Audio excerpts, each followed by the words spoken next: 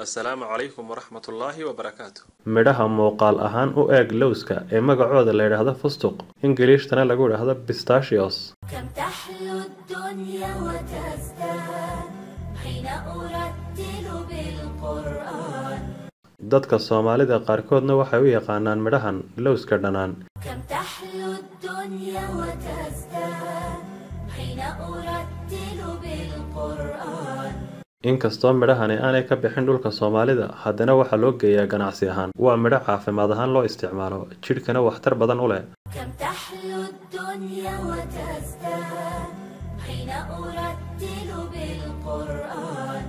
waxaa ku jira midhahan maadooyinka xadiid, sanag, calcium, manganiis iyo faytamiinada kala ah C, A iyo faytamiin H.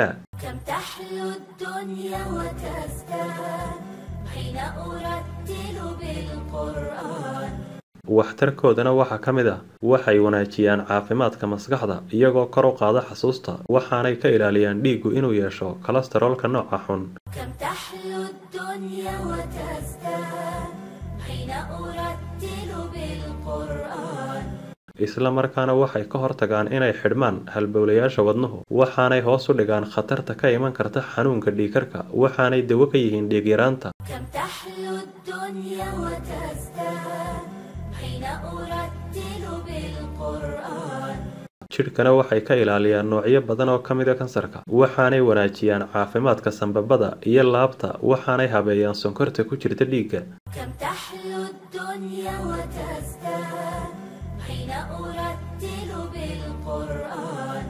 waxaanay u fiican yihiin dadka qaba xanuunka sonkorowga waxaanay ka hortagaan calool istaagga iyagoo dawana ka ah xanuunada ku dhaca caloosha. كم تحلو الدنيا وتزداد حين أرتل بالقرآن. dhinaca kalena waxay badiyaan caanaha hooyada nuujinaysa ilmaha iyadoo la sheegay hooyada ilmaha nuujinaysa ee midhahan isticmaasha inuu ilmuhu caanaheeda ka helo waxtar aanu ka helin dhammaan caanayowga kale. كم تحلو الدنيا وتزداد حين أرتل بالقرآن.